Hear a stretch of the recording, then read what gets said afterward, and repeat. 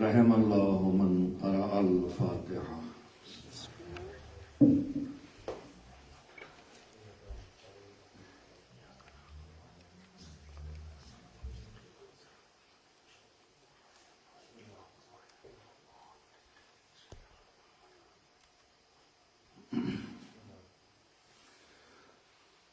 اعوذ باللہ من الشیطان اللعین الرجیم، بسم اللہ الرحمن الرحیم، الحمد للہ رب العالمین، والعاقبۃ للمتقین، والجنۃ للمؤمنین، والنار للملحدین والکافرین والمشرکین والمنافقین، والصلاة والسلام على سید الانبیاء والمرسلین، سیدنا ونبینا وشفیعنا ابی القاسم محمد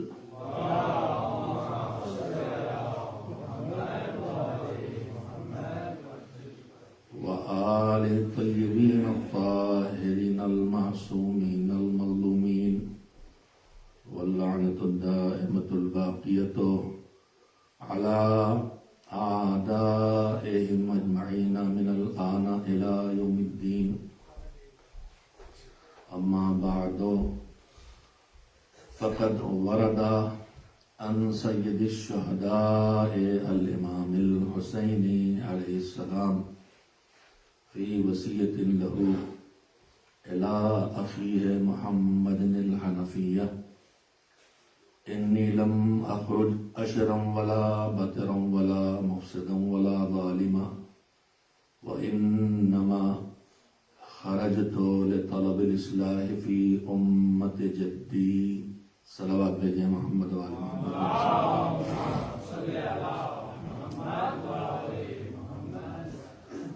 حضرت تاخیر سے پہنچنے کے لیے معذرت خواہ ہیں۔ مجلسی سال ثواب کے لیے اور سب سے پہلے گزارش یہ ہے کہ سورہ حمد اور سورہ توحید 3 بار پڑھ کے ان مرحومین کی روح کو ہدیہ کر دیں جن کے نام لیے جا رہے ہیں، اور مجھے پرچہ لکھ کے دیا گیا ہے کہ مرحومین کے لیے جو ایثار ثواب کے لیے جو کام کیے گئے ہیں ان کو بھی میں آپ کو سنا دوں۔ میں سنائے دیتا ہوں، ایک چھوٹی سی گفتگو اس سلسلے میں کروں گا۔ ایک عدد قرآن پاک پڑھا گیا ہے، 35 دفعہ سورہ یاسین، 1000 بار درود شریف، 1000 بار آیت الکرسی اور آیت کریمہ، کلمہ شریف، استغفار اور جو بھی ذکر کیا گیا ہے ایثار ثواب کے لیے۔ سید خورشید حسین شاہ ابن سید طالب حسین شاہ و جملہ مومنین و مومنات۔ سورہ حمد اور 3 بار توحید کی تلاوت کر کے ترغیب کر لیں۔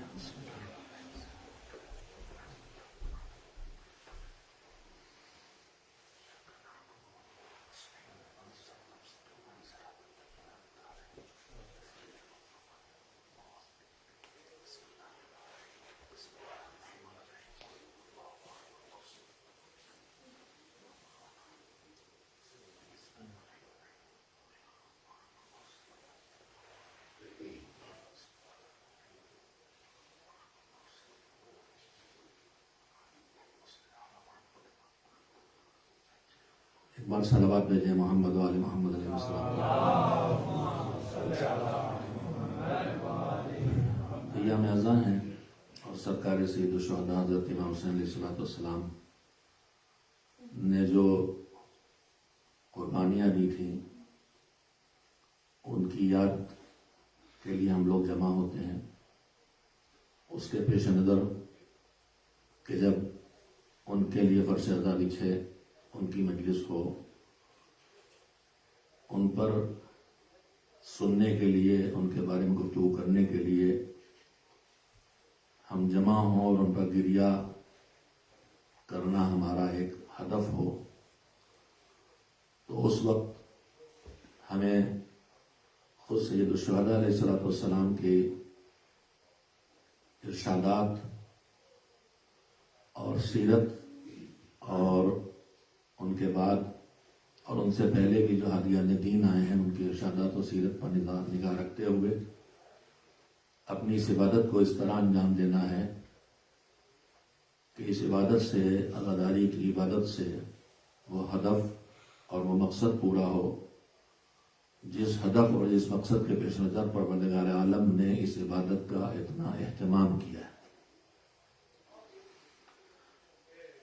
اگر آپ غور فرمائیں گے تو جتنا اہتمام تمام عبادات میں عزائے حسین کے لیے کیا گیا ہے، شاید اتنی تاکید اور اتنا اہتمام عام طور پر آپ کو دیکھنے کو نہ ملے۔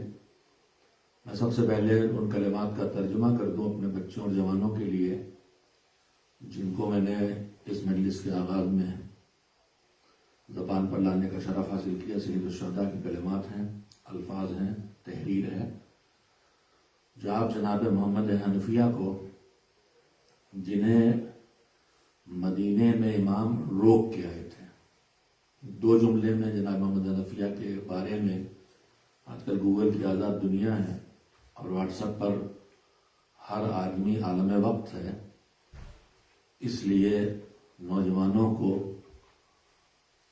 صحیح بات پہنچانا بھی ایک بہت بڑی ذمہ داری بن گئی ہے، چاہے وہ صحیح بات بزرگوں کو معلوم ہی کیوں نہ ہو۔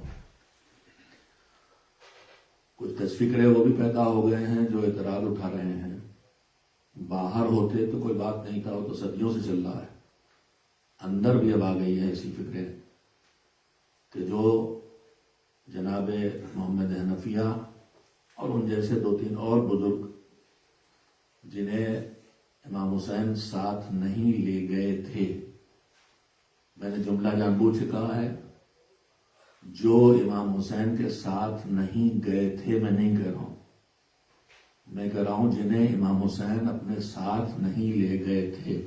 میں اس موضوع پہ اس وقت بات نہیں کرنے آیا، مگر 2 جملے کہنا ہے۔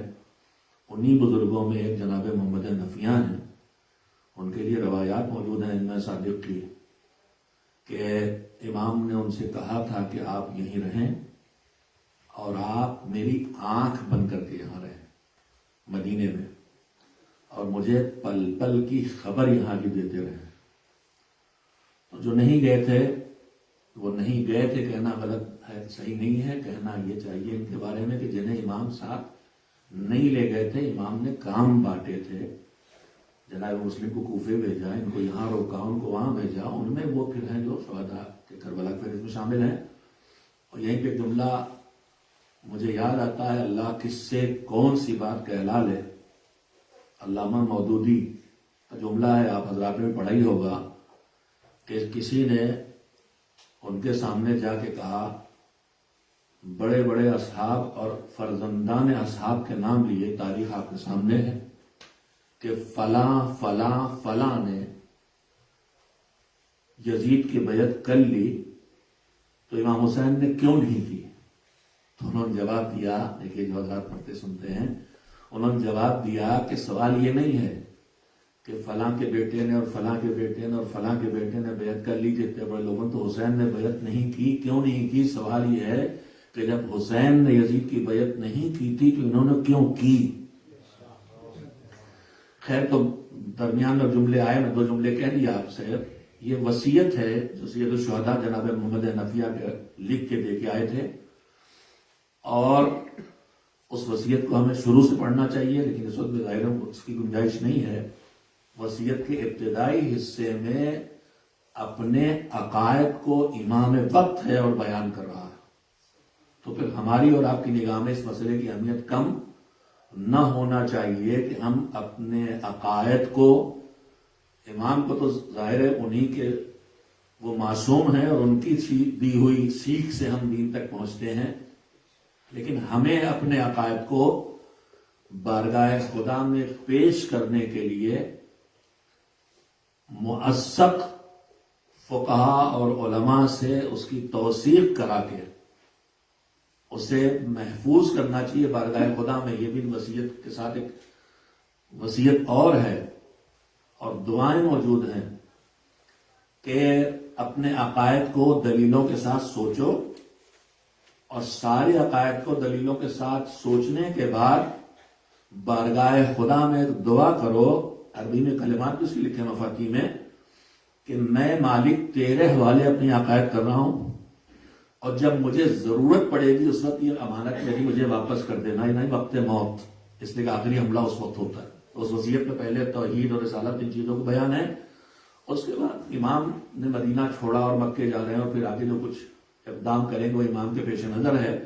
اس کا ہدف اور اس کا مقصد بیان فرمایا امام نے. کیا مقصد ہے؟ عربی میں پھر کلمہ پڑھتا ہوں. انی لم اخرج، میں نہیں نکلا ہوں، اشرن ولا بطرن ولا مفسدن ولا ظالما. چار کام کرنا میرے پیش نظر نہیں ہے، اس کام سے نہیں نکلا ہوں. میں ابھی لیڈ سے مولانا مجاہد صاحب کے گھر سے ان کو زحمت دے کے یہاں آ رہا تھا. کوئی مجھ سے پوچھتا کہاں جا رہے ہو؟ میں کہتا جا رہا ہوں بریڈ فورڈ. کیوں جا رہے ہو؟ کیوں جا رہا ہوں میں کہتا مجلس پڑھنے جا رہا ہوں. میں یہ تھوڑی کہوں گا کہ میں چائے پینے نہیں جا رہا ہوں. مثال ہوتی ہے، تدبیر نہ کیجیے گا. میں چائے پینے نہیں جا رہا ہوں، میں کھانا کھانے نہیں جا رہا ہوں، میں دوستوں سے ملنے نہیں جا رہا ہوں، میں جا رہا ہوں مجلس پڑھنے. یہ تو نہیں کہوں گا نا میں.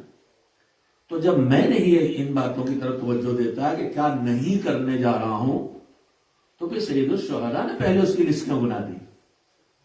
توجہ دیں، انہی میں پیغامات ہوتے ہیں. انی لم اخرج، میں نہیں نکلا ہرگز، اشرن، نہ اس لیے نکلا ہوں کہ میں اللہ نے مجھے وہ سب عطا کیا ہے جن میں سے تھوڑا کسی کو مل جائے تو وہ غرور کا شکار ہو جاتا ہے. اتنی سے دولت غرور کا شکار ہو جاتی ہے. ہمارے ہاتھوں کا دھوبن ہے دولت.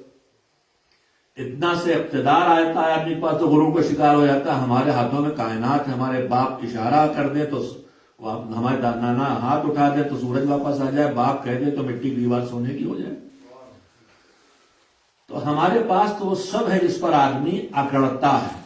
کوئی دولت پہ اکڑتا ہے، کوئی طاقت پہ اکڑتا ہے، کوئی حسن پہ اکڑتا ہے، کوئی علم پہ اکڑتا ہے. جو جس بات پہ بھی غرور کرتا ہے وہ سب ہمارے پاس ہے. لیکن ہم غرور کرنے نہیں نکلے. ہم اپنا بڑا پن جتانے نہیں نکلے ہیں. ہم اپنے کو منوانے نہیں نکلے، ہم اپنے خدا کو منوانے نکلے. یزید اور حسین کی جنگ کا خلاصہ دو لفظوں میں ہے. یزید خود کو منوانا چاہتا تھا، حسین خدا کو منوانا چاہتے تھے. اگر آپ کو بہت برا لگے بہت زمانے کے بعد آپ کے درمیان اتفاقاً دوسری بار حاضری کا موقع ملا ہے، لیڈس میں تو آتا رہا ہوں لیکن آپ سے ملاقات کم ہوئی ہے، تو ایک جملہ کہو. اس ممبر پر جو ذکر حسین کرنے آتا ہے وہ بھی دو طرح کے ہوتے ہیں. کچھ اپنی خطابت کو اور خود کو منواتے آتے ہیں اور کچھ حسین کو منوانے آتے ہیں. ہمارا ہدف ہونا چاہیے یہ ممبر جن کے لیے بنایا گیا ہم ان کو منوانے کی بات کریں. اور جب ہم انہیں منوائیں گے تو اتنے کریم ہیں ناکارے، ہمارے جیسے ذرے کو کون سا آفتاب بنا دے پتا نہیں ہے. خیر، تو پہلا جملہ یہ کہ لا اشرن، میں غرور کرنے نہیں نکلا. جبکہ میرے پاس ہر وہ چیز ہے جس میں سے اتنی سی تمہیں مل جائے تو تمہیں نسلیں غرور کرتی. ہماری نسلوں سچی بات ہے. ایک کوئی بڑا عالم گزر جاتا ہے کہ فلاں آیت اللہ کے پرپوتے ہیں، فلاں کی نسل میں ہے، ایسے فخر ہے، یہ بھی فخر ہے. تو غرور کر آدمی بہت جلدی ایک چیز پہ ناش کرتا ہے، مگر کرنا ہم اس لیے نہیں کہ والا بترا. اب ایک اردو کا لفظ ہے، ایک ہوتا ہے اکڑنا اور ایک ہوتا ہے اٹھلانا. اکڑ مردوں میں ہوتی ہے، ہر بات پہ اکڑے ہوئے ہیں، مچھلیاں نکلا رہے بازو کی، گاڑی تکڑی والی ہے تو اکڑ رہے ہیں. اور اٹھلانا ہوتا ہے یا اترانا، بلکہ ایک ہوتا اکڑنا اور ایک ہوتا اترانا. کبھی بچیوں کی باتیں سنی ہو تو ان سے سنیے گا، جب ایک دوسرے کی کوئی چیز لے جاتے کہتے ہیں یار آج بہت اترا رہی ہیں. اب یہ اترانے میں غرور نہیں ہوتا ہے، اترانے میں اپنی کمزوری کا اعلان ہوتا ہے. میں اس وقت تفصیلی جزیات میں نہیں کہہ سکتا. تو دونوں لفظوں میں عربی کا فرق ہے کہ ایک چیز ہوتی ہے غرور، ایک ہوتی ہے اطراحت. یعنی کوئی بہت اچھی سی گھڑی باندھے ہیں تو ہر قدم پہ ذرا ایسے ایسے ایسے ایسے تین بار بار کھسک رہی. میں اس لیے کھسکا رہا ہوں کہ اچھی والی نہیں ہے، میرے لیے ہی اچھی ہے. تو اترانا ہوتا ہے کسی چیز پر اپنے ناز کرنا، اکڑ کے بغیر اٹھلانا، اکڑنا مردانہ کام ہے، اترانا زنانہ کام ہے۔ اب یہ اور بات ہے کہ حالات بدل گئے ہیں، اتراہٹ ہمیں مردوں میں دکھائی دینے لگی، لڑکوں میں، اور اکڑ لڑکیوں میں دکھائی دینے لگی، یہ الگ بات ہے۔ تو امام کہہ رہے ہیں نہ اکڑنے نکلا ہوں غرور کے لیے، نہ اترانے نکلا ہوں۔ تیسرا کام کیا؟ ولا مفسدہ، فتنہ پھیلانے نہیں نکلا، فساد کھڑا کرنے نہیں نکلا، لڑانے نہیں نکلا، دوریاں بڑھانے نہیں نکلا۔ پھر کیوں نکلا ہوں ابھی نہیں بتاتے۔ ولا ظالمہ، ظالم کا لفظ سنتے ہمارے دماغوں میں آتا ہے جو کسی کا خون بہائے، کسی کو قتل کر دے، کسی کو گالی دے دے، کسی کو مار ڈالے، لیکن ظلم اس کا نام نہیں ہے۔ ظلم نام ہے جس کی جو جگہ ہے اسے وہاں سے ہٹانا۔ میں کسی کو اس کا حق چھیننے، اسے اس کے ٹھکانے سے ہٹانے، اس کی حق کی جگہ سے ہٹانے نہیں نکلا ہوں، ظلم کرنے نہیں نکلا ہوں۔ فی الحال یہ لفظ کہہ لیں۔ اس کے بعد امام نے فرمایا کہ نہیں نکلا ہوں کن کاموں سے؟ اکڑنے نہیں نکلا، اترانے اور اٹھلانے نہیں نکلا، ناز کرنے نہیں نکلا، فتنہ پھیلانے نہیں نکلا، جھگڑا کرنے نہیں نکلا، ظلم کرنے نہیں نکلا، کسی کو ستانے کے لیے نہیں نکلا۔ وَإِنَّمَا خَرَجْتُ لِطَلَبِ الْإِصْلَاحِ فِي أُمَّتِ جَدِّي، میں نکلا ہوں تو بس ایک ہدف ہے میرا، اور وہ ہدف یہ ہے کہ میں اپنے نانا رسول اللہ صلی اللہ علیہ وآلہ وسلم کی امت کی اصلاح کرنے نکلا ہوں، یعنی ان کے بگاڑ کو ٹھیک کرنے نکلا ہوں۔ امت کا بگاڑ کیا ہے؟ جو دین پیغمبر دے کے گئے اس سے ہٹنا۔ میں خلاصے کلام آپ کے سامنے رکھ رہا ہوں، تھوڑا سا وقت اس میں باتیں کہنا ہے۔ امت کا بگاڑ جو دین پیغمبر دے گئے ہیں اس سے ہٹنا۔ دین کا خلاصہ تین چیزوں میں ہے۔ دین شروع ہوتا ہے کچھ عقائد و نظریات کے قبول کرنے سے، توحید، رسالت، عدالت، امامت، قیامت، یہ اللہ کی کتاب ہے، یہ خانہ کعبہ اللہ کا گھر ہے، یہ عقائد اختیار کرتا ہے۔ عقائد اختیار کرنے کے بعد جب یہ عقیدے آتے ہیں تو یہی سوچ اور یہی فکر اور یہی نظریے اور یہی عقیدے ہمیں عمل کی طرف لے کے آتے ہیں۔ اللہ کو مانا ہے تو اللہ کی بات مانو، اب وہ کہتا ہے تو نماز پڑھو، وہ کہہ رہا ہے تو روزہ رکھو، وہ کہہ رہا ہے تو حج کرو۔ نبی کو مانا، علی کو مانا، تو وہ جو کہہ رہے ہیں وہ کرو۔ تو یہ عقیدہ عمل تک لاتا ہے، لیکن عمل کرنے جب کھڑے ہوں تو ایک ہی کام کو 100 طریقے سے کیا جاتا ہے، اور ایک ہی طریقے سے کیا جائے تو کوئی بڑے سلیقے سے کرتا ہے، کوئی بڑے پھوہڑپن سے کرتا ہے۔ کھانا کھانے ہم سب بیٹھتے ہیں، عمل سب کا ایک ہے، کھانا کھانا، بھوک مٹانا، پیٹ بھرنا، لیکن دیکھیے خود انتہائی سلیقے سے کھانے والا بھی آپ کو دکھائی دے گا، اور انتہائی پھوہڑپن سے کھانے والا بھی دکھائی دے گا۔ بس سلیقی کھانے والا بھی تو ہر چیز کا ایک سلیقہ ہوتا ہے، ایک اس کے مقابلے بس سلیقی ہوتی ہے۔ اور پھر کھانا کھانے کے پیچھے ایک آدمی ہے، بھائی ہم محتاج ہے غذا کے، زندہ رہنا ہے تو کھانا بھوک لگی کھا رہے ہیں، ایک لالچ میں کھا رہا ہے۔ تو لالچ میں کھانا اور ہے اور ضرورت پہ کھانا اور ہے۔ یہ چھوٹی چھوٹی مثالیں میں کیوں دے رہا ہوں؟ کہنا یہ چاہتا ہوں کہ خالی اللہ نے ہمارے لیے جو نظام تربیت بنایا ہے اس میں خالی یہ نہیں ہے کہ کیا مانو اور کیا کرو اور کیا نہ کرو، کیا مانو کیا نہ مانو، کیا کرو کیا نہ کرو، نماز پڑھو، جھوٹ نہ بولو، روزہ رکھو، غیبت نہ کرو، کرو نہ کرو، کرو نہ کرو، صرف اتنا ہی نہیں ہے۔ اس کے بعد پھر دو چیزیں اور آتی ہیں۔ دین کا خلاصہ ہے کیسے کرو اور تمہاری اندر سے فطرت اور طینت کیسی ہو۔ کیسے کرو کو کہا جاتا ہے آداب اسلامی، اور طینت اور فطرت کیسی ہو اس کو کہا جاتا ہے اخلاق اسلامی۔ یعنی دین کے، میں اپنے نوجوانوں کے ذہن میں چاہوں گا، بیٹیاں بھی میری دماغ میں رکھے کہ دین کا خلاصہ 4 چیزوں میں ہے۔ عقائد ہے، اعمال ہے، اخلاق ہے اور آداب اسلامی ہے۔ ان میں سے کچھ بگڑا ہوگا تو حسین کہہ رہے نکلا ہوں انہیں ٹھیک کرنے۔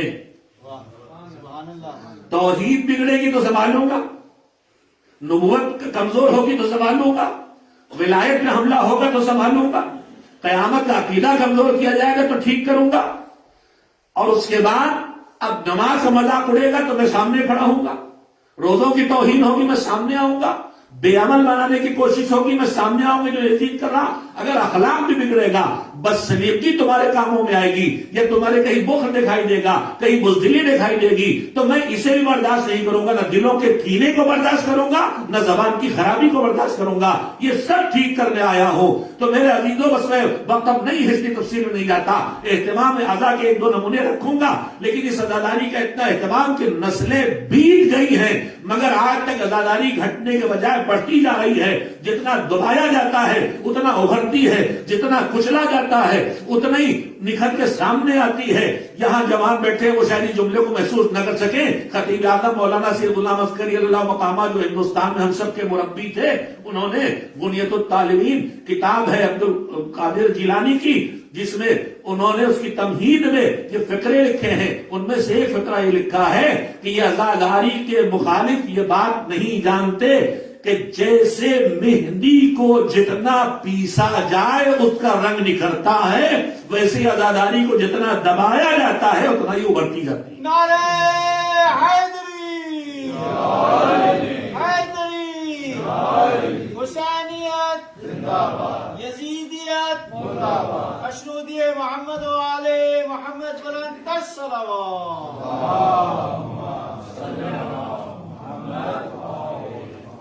میں جلدی سے آپ کے ذہنوں میں سوال بٹھا کے جواب دینے کے بعد کو ختم کرنا چاہتا ہوں کہ مقصد قیام حسینی کیا ہے۔ کہا میں اس لیے نہیں نکلا، اس لیے نکلا ہوں۔ پہلا پیغام اس کے اندر جو سیدھے سیدھے اس کلمات کو پڑھتے ہی نکلتا، ہم آپ کیوں آ رہے ہیں؟ ہمارے عزاداری کے لیے مجلس میں جا رہے ہیں، جلوس میں جا رہے ہیں، ماتم میں جا رہے ہیں، شب بیداری میں جا رہے ہیں، مسالمے میں جا رہے ہیں، جو بھی عزاداری کے عنوان سے کر رہے ہیں، ہم نکلے کیوں ہیں؟ یہ ہے پیش نظر۔ لیکن حسین ہمیں یہ سیکھ دے رہے ہیں کہ نکلو تو یہ تو بعد میں کرنا کہ کیا کرو گے، یہ پہلے ہم سے سیکھو کہ کیا نہیں کرو گے۔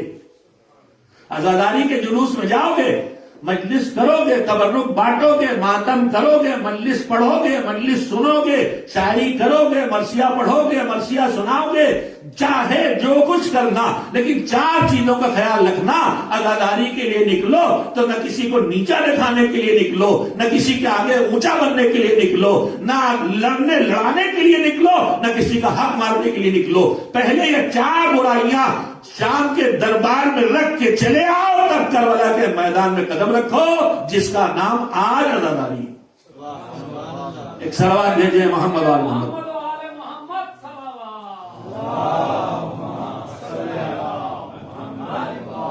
اور یہ پروردگار عالم کا نظام ہے۔ کلمہ ہم آپ پڑھتے ہیں، گواہی گائے کہ جنا اللہ ایک ہے، مگر کہتے کیا ہیں؟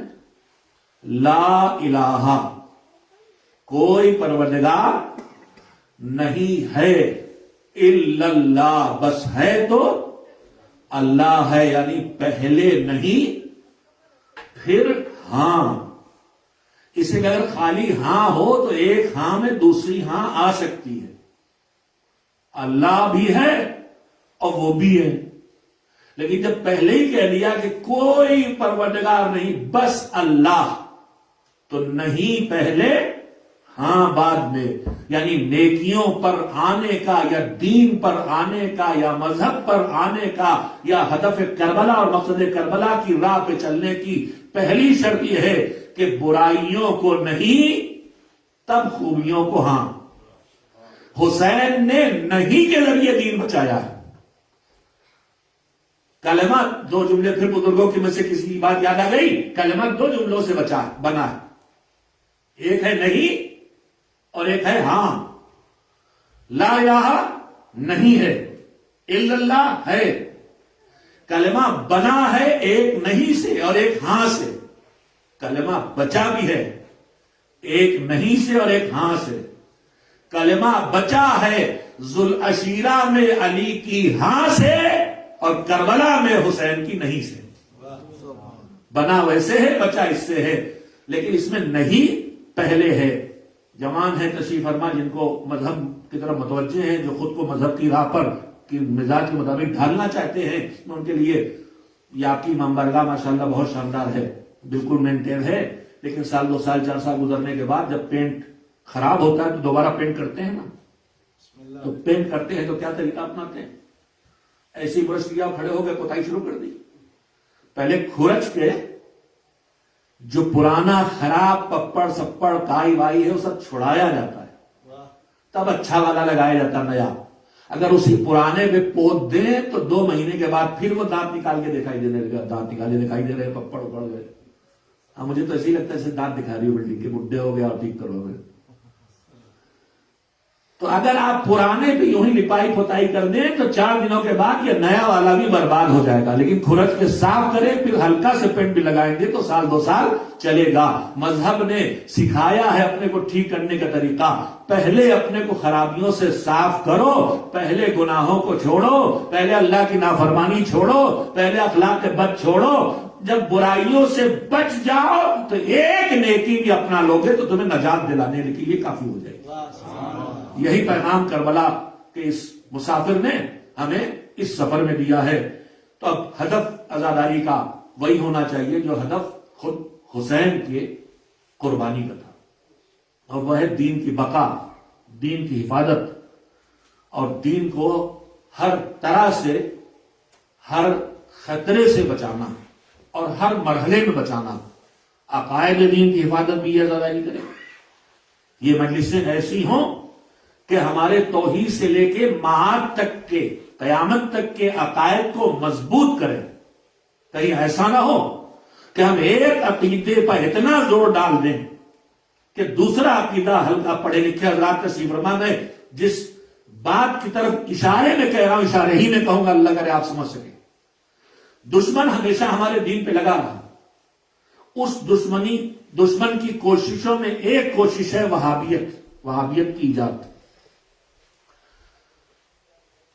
یہ مذہب امپورٹڈ تھا، ڈیزائن تھا، وہ پوری تاریخ آپ مجالس کے ذریعے جانتے ہیں۔ اس مذہب میں بنیادی پیغام کیا رکھا گیا؟ بنیادی پیغام یہ تھا کہ یہ توسل معصومین سے کرنا یہ شرک ہے، یہ شفاعت کا عقیدہ رکھنا یہ شرک ہے۔ ہر چیز کو جس سے انہیں روکنا تھا اسے شرک، کفر، 3 لفظوں میں سے ایک لفظ بولے جاتے ہیں، کفر، شرک، بدعت، ان میں سے کچھ ہے۔ یہ ساری باتیں، توجہ نے وقت نہیں، اسے سمیٹ کے بات کہہ رہا ہوں، یہ ساری باتیں بنام توحید کہی جا رہی ہیں۔ زیارت شرک ہے، توسل شرک ہے، شفاعت شرک ہے، ان کی قبروں پہ حاضری شرک ہے، ان پہ رونا وہ بھی شرک ہے۔ پتہ نہیں رونا کہاں سے شرک ہو گیا بھائی؟ اللہ تو ہمیشہ سے ہے، ہمیشہ رہے گا۔ روتا ہے اس پر جو آدمی نہ ہو، فنا ہو، مر گیا ہو، تو کہا کہ وہ بھی شرک ہے، شرک ہے، شرک ہے، شرک ہے۔ یعنی بنام توحید کہاں سے دور کیا جا رہا تھا؟ رسول کے پاس نہ جاؤ، قبر کے پاس نہ جاؤ، امام کے پاس نہ جاؤ، زیارت نہ پڑھو۔ کس سے دور کیا جا رہا؟ رسالت و ولایت سے۔ بنام توحید رسالت و ولایت سے دور کیا جا رہا تھا۔ توجہ دے، بہت سمیٹ کے جملوں کو کہہ رہا ہوں۔ بنام توحید ولایت سے دور کیا جا رہا ہے۔ یہ شرک، وہ شرک، وہ شرک، اللہ ایک ہے تو بس یہ چھوڑو، یہ چھوڑو، یہ چھوڑو۔ دشمن نے بہت دن کوشش کی کہ بنام توحید ولایت سے ہمیں ہٹائے، مگر تاریخ گواہ ہے کہ جو واقعاً اہل ولایت تھے ان میں سے کوئی ایک حصہ کی ادھر نہ گیا اور سب بہت چلے گئے۔ لیکن جب اس نے نسلوں میں تجربہ کر لیا کہ بنام توحید ولایت سے نہیں ہٹتے، تو اب اس نے پیترا بدلا ہے۔ میں جملے میں بات کہہ رہا ہوں، پوری تاریخ کہہ رہا ہوں، پورا مقالہ آپ کے سامنے جملے میں رکھ رہا ہوں۔ کل تک کوشش تھی بنام توحید ولایت سے ہٹانے کی، آج دشمن کی پوری طاقت اس پر لگی ہوئی ہے کہ ہمارے انہی ممبروں سے بنام ولایت توحید سے ہٹایا جا رہا ہے۔ چلیے 2-3 آدمیوں نے تو حمایت کر دی، اب صلوات تو آپ سبھی بھیج سکتے ہیں۔ آج بنام ولایت، بنام فضائل توحید سے دور کرنے کی کوشش ہو رہی ہے۔ رازق، خالق، سب بندگان خدا کو قرار دیا جا رہا ہے۔ بس فرق اتنا ہے، وہ رازق نہیں ہے، ذریعے رزق ہیں۔ وہ خالق نہیں ہے، ہماری خلقت کا ذریعہ ہیں۔ تو خیر وہ تفصیلی موضوع ہے، مگر یہ کام دشمن آج بڑی تیزی سے کر رہا ہے اور یہ کام بات ختم ہو گیا. لہذا میں بات کو بھی سمیٹتا ہوں کہ خود عزاداری کے ذریعے کام کیا جا رہا ہے. لہذا ہماری آج سب سے بڑی ضرورت یہ ہے کہ ہم عزاداری کا وہ مقصد جو اللہ نے اس کے اہتمام میں رکھا ہے، دین کی بقا کا انتظام، ہماری مجلسوں سے، ہمارے نوحوں سے، ہمارے منقبت سے، ہمارے سلام سے، ہمارے سوچ سے، ہمارے ماتم سے، ہماری ہر چیز سے بنام حسین جو عزاداری ہو رہی ہے اس سے دین کے عقیدے کو مضبوطی ملنا چاہیے، عمل کے جذبے کو طاقت ملنا چاہیے، اپنی اصلاح کا جذبہ اندر آنا چاہیے. تب یہ عزاداری اس راہ پہ ہوگی جس کے لیے اللہ نے اس عزاداری کا اتنا اہتمام کیا ہے. اور اگر اس مقصد سے دور ہو گئی تو پھر یہ عزاداری ہمارے اپنے دلوں کے سکون کا ذریعہ تو ہو سکتی ہے مگر مقصد حسین کے پورا کرنے کا ذریعہ نہیں ہو سکتی. میں بالکل بات رابطے کے بغیر عرض کرنا چاہتا ہوں، اصلاح چونکہ موضوع ہے کہ جہاں بھی کوئی چیز ایسی ہو جسے اور بہتر کیا جا سکتا تو بہتر کر لیا جائے. میں چھوٹی سی بات عرض کرنا چاہتا ہوں کہ مجھے پرچہ دیا گیا، کوئی یہ نہ سمجھے کسی کی ذات پہ اعتراض ہے، خدا کے لیے. آج یہاں مسئلہ یہ ہوگا کہ ممبر سے کوئی حقیقت کہیے تو کوئی اپنی ذات کے لیے سمجھ دیتا ہے. یہ ممبر اس لیے نہیں ہے کہ میں کسی کے اوپر حملہ کروں، یہ ممبر صرف اس لیے ہے کہ خدا کا پیغام پہنچاؤں. سبحان اللہ. اگر اس ممبر پہ آ کے میں کسی کی ذات کو نشانہ بناؤں تو اللہ مجھے اس لائق میں رکھے کہ میں اس ممبر پہ آ سکوں. دشمن ہوں میں ممبر کا، یہ دین کا پیغام پہنچانے کے لیے. خیر، ابھی مجھے پرچہ دیا گیا نا کہ کیا کیا عیسیٰ علیہ السلام کے لیے پڑھا گیا. یہ ہمارے خواتین کے کچھ چیزیں ہمارے یہاں رائج ہیں اور ہم بھی بغیر سوچے سمجھے اسے کر دیتے ہیں. ہم جب فاتحہ ہوتا ہے، 40واں ہوتا ہے ہمارے ملک میں، ہندوستان میں بھی جب ہم فاتحہ کے لیے لے جائے جاتے ہیں کہ چلیے فاتحہ پڑھ دیے تو رک جائیے. اب وہ اعلان شروع ہوتا، 5 قرآن پڑھے گئے اور 10 نازیلی پڑھی گئی، جیسے یہاں بھی فہرست آئی یہ سب پڑھا جاتا ہے. میں کانسیپٹ کلیئر کرنا چاہتا ہوں. ہماری جو میرا ایک موضوع ہے، میری اوقات کیا ہے، لیکن جو میرے بس میں ہوتا ہے اپنی ملت تک پہنچانے کی کوشش کرتا ہوں. ہم کام بہت اچھے کر رہے ہیں مگر بہت سی جگہ ہمارا کانسیپٹ کلیئر نہیں ہے. یہاں بھی ہمارے کانسیپٹ کے کلیئر نہ ہونے کا نتیجہ ہے کہ پرچیوں پہ لکھ کے بھیج رہے ہیں. پرچی جلدی سے آتی ہے، رک جاؤ جو پرچی آ جائے. کیا ہوا؟ ارے صاحب جو پڑھا گیا مولانا صاحب اس کو بتا تو دیں.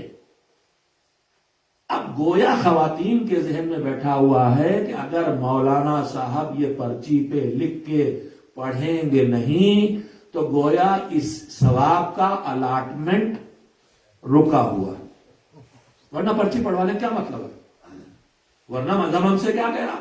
ہم نہیں رہ گیا میرے عزیزوں. مذہب ہم سے یہ کہہ رہا ہے کہ تم کوئی اچھا کام کرو تو کم سے کم 10 ثواب ملتے ہیں. روایتیں بکثرت ہیں، میں روایت چھوٹی سنا رہا ہوں، 10 ثواب ملتے ہیں. لیکن اگر جیسے ہی میں نے اس اچھے کام کو کر کے کہیں جا کے کسی کو ذرا سے سنایا، ہاتھ میں نے یہ کر ڈالا، اللہ کہتا ہے اس کے 10 کے 3 کر دو ثواب. دوسری مرتبہ پھر جیسے ہی میں نے کہتا ہوں کہ میں نے آج اتنا چندہ دیا، بس اللہ کہتا ہے اس کا 1 ثواب کر دو. پھر تیسری مرتبہ جب میں پھر اپنے سناتا ہوں، میں نے سارے کتنے حج، اب تک زندگی بہت سے لوگ بیٹھ کے گناتے اپنی نیکی، حج کی اتنی زیارتیں کی، خدا کے لیے برباد نہ کرو. تذکرے کر جہاں تیسری مرتبہ تذکرہ کرتے ہیں، روایت اور حدیث کہتی ہے کہ اللہ کہتا ہے اس کے نام عمل سے ثواب نکال دو. اس نے مجھ سے کچھ پانے کے لیے کیا ہی نہیں ہے، یہ تو لوگوں کی تعریف کے لیے کیا ہے، وہ اسے مل رہی ہے. تو مطلب یہ ہوا کہ نیکی کر کے اس کا تذکرہ اس کی ویلو بڑھاتا ہے کہ کم کرتا ہے. چلیے پتہ نہیں اتنے لوگوں کو جواب معلوم تھا، یا اتنے لوگوں میں ایک سوال بھیجے. میرا تعلق ایک بچوں کے تعلیمی ادارے سے 50,000 کم سے بچے میرے سر پہ ہیں، ان کو سب کا دادا پردادا ہوں الحمدللہ. اب تو ظاہر ہے کہ میرا تو کام یہی ہے کہ چپ کو بلوانا. مولانا کی صحت و سلامتی کے لیے بلند صلوات. تو میری بہنیں توجہ سے سنیں. پہلی بات یہ کہ آپ مالک کو ٹھیک سے پہچانیے. آپ نے جیسے ہی کسی مرحوم کے ایصال ثواب کے ارادے سے کوئی عمل خیر کیا، وہ اسی وقت وہیں گیا. اب یہاں پرچے پہ لکھ کے اس تاریخ کو دہرانے کا فائدہ کچھ نہیں ہے، نقصان ہو جائے گا. گیا اسی وقت، انتظار میں نہیں کہ آپ پڑھیں گے پھر مولانا صاحب آئیں گے، پھر وہ اعلان کریں گے، تب فرشتہ چلے گا، تب پھر دفتر کھلیں گے اور پھر الاٹمنٹ ہوگا اور یہاں سے بھیجا جائے گا اور وہاں ریسیو ہوگا اور اس کے بعد نام اللہ، یہ سب نہیں.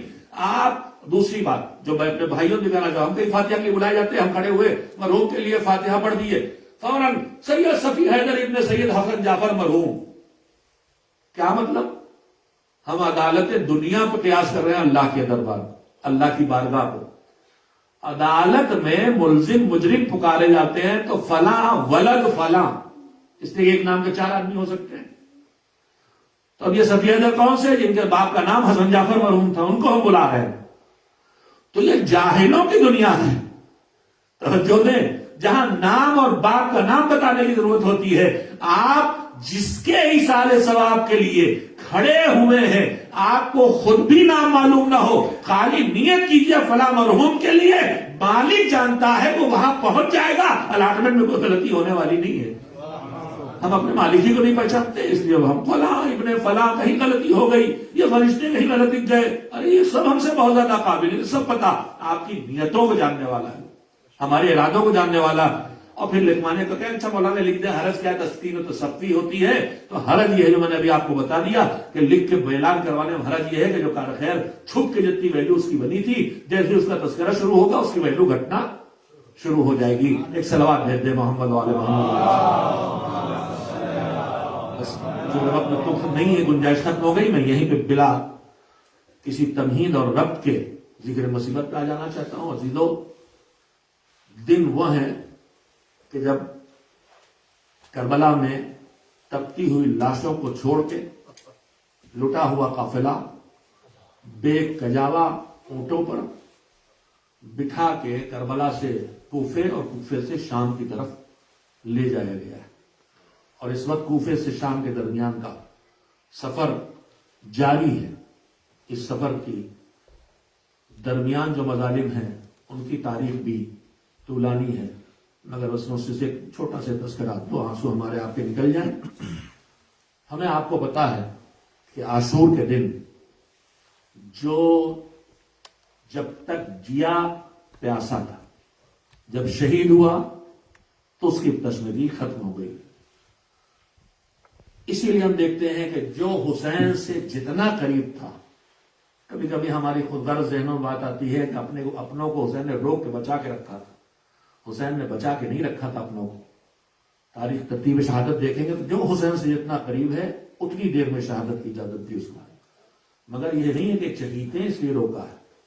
حسین کو پتا ہے شہید تو سب کو ہونا ہے، مگر جو جتنی دیر تک جیے گا اتنی دیر پیاسا رہے گا، بھوکا رہے گا. لہذا یہ مصیبت ان پہ پڑے جو ہم سے سب سے زیادہ قریب ہیں. لہذا آخری لمحوں تک جو پیاسا رہے وہ میرا اکبر پیاسا رہے، وہ میرا اصغر پیاسا رہے. مگر جو شہید تھا وہ شہید ہوا، اس کی پیاس بجھ گئی.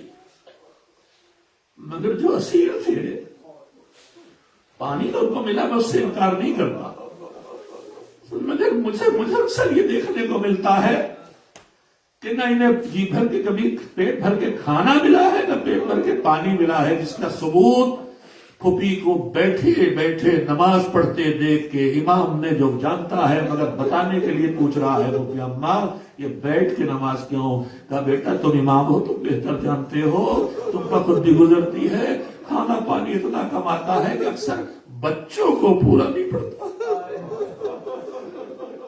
فاقے کرنا پڑتے ہیں، تو پھر بچوں کو پورا نہیں پڑتا. نہیں، بچوں میں کون ہے؟ ان بچوں میں وہ بچے جو کربلا گئے، مدینے گئے، پھر انہیں پیاس مٹے گی، پھر جی بھر کے کھانا ملے گا. مگر ان بچوں میں جو بچی اسی زندان میں دفنا دی جائے گی. کیسی گزری پیاس کے عالم میں، کیسی گزری پیاس کے عالم میں دو فکریں اور سن لیں. راستے میں کہیں قافلہ رکا ہے, کیوں؟ تاکہ سب پیاسے ہو گئے ہیں, پانی پلا دیا جائے. یہ لشکر یزید کو پانی پلایا جانے لگا, ایک کے بعد ایک کو پانی دیا جا رہا ہے. ننھی سی حسین کی یتیمہ 3 سال 3.5 سال کی بچی, تو اماں سب کو پانی مل رہا ہے. میں بھی بہت پیاسی ہوں, پانی پی لوں مانگ کے, منع نہیں کر سکتی. کا بیٹا اگر دے دیں تو پی لو. کہیں سے سوکھا ہوا کوزہ اٹھایا, لے کے پہنچی ملون کے پاس, پانی دے دے. اس نے نگاہیں پھیر لی, پلاتا رہا سپاہیوں کو, فوجیوں کو. بچی کھڑی ہے کہ جب یہ سب پی چکیں گے تب مجھے مل جائے گا. جب سارے فوجی پی چکے, پھر آگے بڑی شب کے سامنے, مجھے تھوڑا سا پانی مجھے بھی دے دے. اس نے پھر نگاہیں پھیری, گھوڑوں کو پلانا شروع کیا, اونٹوں کو پلانا شروع کیا. آپ جانتے ہیں کہ ایک جانور کے پلانے میں کتنا وقت لگتا ہے. بچی انتظار میں کھڑی ہے. جب سارے جانور بھی پی چکے اور مشکینے میں بھی پانی ہے, پھر آگے بڑھی. اب تو سارے جانور بھی پانی پی چکے, اب تو دے دے تھوڑا سا پانی. مشکینہ اٹھایا ظالم نے, دہنے کو دہن کو پکڑا, اٹھا کے ایسے اٹھایا جیسے بچی کو پانی دینے جا رہا ہے, مگر جو بچا پانی تھا تپتی ریت پہ پھینک دیا. سکینہ نے تڑپ کو تپتی ریت پہ گرایا. چچا, کربلا میں بازو کٹا کے سوئے ہو تم, اب تک تمہاری سکینہ کو پانی جی بھر کے نصیب.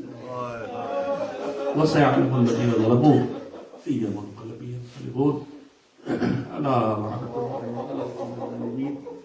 اللہم تقبل منا انکا انت الغفور الرحیم. پروردگار شب جمعہ نزدیک ہے, اس کی رحمتوں سے ہمیں محروم نہ فرما. جو دنیا سے چلے گئے ہیں ان کی مغفرت فرما, جو زمین پر موجود ہیں ان کی حفاظت فرما. بالخصوص عزاداران حسین مظلوم جگہ جگہ نشانے پر ہیں, پروردگار ان کی حفاظت فرما. عتبات عالیات کی حفاظت فرما. ان عتبات کی حفاظت کرنے والے مجاہدین کی حفاظت فرما. ہمارے علماء فقہاء مراجع تبلیغ کو صحت کے ساتھ طول عمر عنایت فرما, اور ہمارے زمانے کے امام کو ہم سے راضی فرما, اور ہمیں ان کے ناصروں میں شامل ہونے کے لائق بنا دے. ماتم حسین.